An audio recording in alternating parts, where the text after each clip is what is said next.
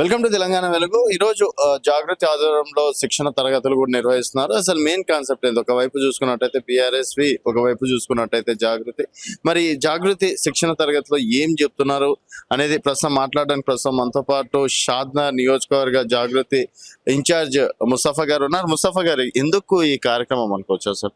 ఈ రోజు గ్రామ స్థాయి నుంచి వార్డు స్థాయి నుంచి పార్లమెంట్ స్థాయి వరకు ఈరోజు ఒక నాయకుడిగా తయారు చేసే విధానంలో ఈరోజు జాగృతి కార్యకర్తలకు మంచి క్రమశిక్షణ, ఒక అలవాటు అనే పద్ధతి, సాంప్రదాయం మనం నేర్చుకునే విధానం పెట్టుబట్టి పెద్ద గొప్ప నాయకుడు ఒక ఎమ్మెల్యే స్థాయి వరకు ఎదగాలని ఆశిస్తున్నటువంటి అధ్యక్షురాలు, మా ప్రియతమ అధ్యక్షురాలు గారు కవితక్క గారు, ఒక నాయకుడు ఒక లీడర్ కావాలంటే ఏం కావాలి, మనిషికి ఏ విధంగా ఉండాలి, ఏ విధంగా మన అందుబాటులో ఉండాలి, ప్రజలకు ఏ విధంగా సహాయ సహకారాలు అందించాలి, అదేవిధంగా మన అలవాటు ఎట్లుండాలి, మన క్రమశిక్షణ ఎట్లుండాలి, దాంతోపాటు మనం చేసే పనులు ఏ విధంగా ఉంటే ఏ విధంగా జరుగుతుంది అనే విధానం పైన అన్ని విధాలుగా ఈరోజు సామాన్య కార్యకర్త, గ్రామస్థాయి కార్యకర్తను కూడా ఒక గొప్ప స్థాయి నాయకుడిగా చూడాలన్నదే కవితక్క గారి ఆశయం.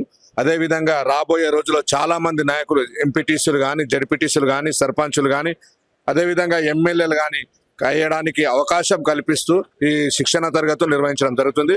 అందులో వివిధ కుల సంఘాలతో ఏ విధంగా మాట్లాడాలి, మహిళా సంఘాలతో ఏ విధంగా మాట్లాడాలి, రెవెన్యూ అధికారులతో ఏ విధంగా మాట్లాడాలి, పోలీస్ స్టేషన్లో ఏ విధంగా మాట్లాడాలి, అదేవిధంగా రాజ్యాంగ సవరణపై అవగాహన, అదేవిధంగా రాజ్యాంగంతో పాటు కొన్ని చట్టాలు పైన అవగాహన ఉంటే మాత్రం ఈరోజు లీడర్ అనే దానికి నిర్వచనం ఈరోజు కవితమ్మ గారి ఆధ్వర్యంలో ఎలా తెలంగాణ జాగృతి నిర్వహిస్తున్నటువంటి లీడర్ కార్యక్రమానికి పెద్ద ఎత్తున స్పందన లభించింది. అదేవిధంగా ఈరోజు రాబోయే రోజుల్లో కూడా చాలా మంది నాయకులు ఈరోజు లీడర్ గా తయారు చేసే విధంగా ఈరోజు కవితమ్మ గారు ఆశీస్సులతో. అంటే కాదండి, ఇప్పుడు చాలా మంది కవిత గారిని కూడా విమర్శిస్తున్నారు కదా, కవిత గారు ఏ పార్టీ తెలియదు, ఫస్ట్ ఆ పార్టీ ఏ పార్టీ ఉన్నారో మొదటగా చెప్పాలని చెప్పేసి అంటున్నారు కదా.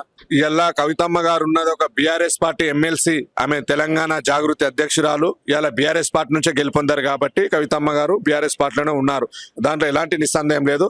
రాబోయే రోజుల్లో కూడా కవితమ్మ గారి ఆశీస్సులతో బీఆర్ఎస్ పార్టీకి మంచి అండదండగా ఉంటాం. రాబోయే స్థానిక సంస్థ ఎన్నికలు కూడా కవితమ్మ ఆశీస్సులతో, మరి అదేవిధంగా కేసీఆర్ గారి ఆశీస్సులతో బీఆర్ఎస్ పార్టీని మరింత బలోపేతం చేసి మంచి మెజారిటీతో 101% బూస్ట్ అని చెప్తున్నాం. ఎందుకంటే గ్రామ స్థాయిలో ఉన్న మహిళా సంఘ నాయకులు కానీ ఈరోజు కవితమ్మ గారి ఆశీస్సులు ఉంటాయి కాబట్టి రాబోయే రోజుల్లో కవితమ్మ ఆశీస్సులతో మంచి మెజారిటీతో బీఆర్ఎస్ పార్టీని గెలుపు దిశగా మేము సాధిస్తాం.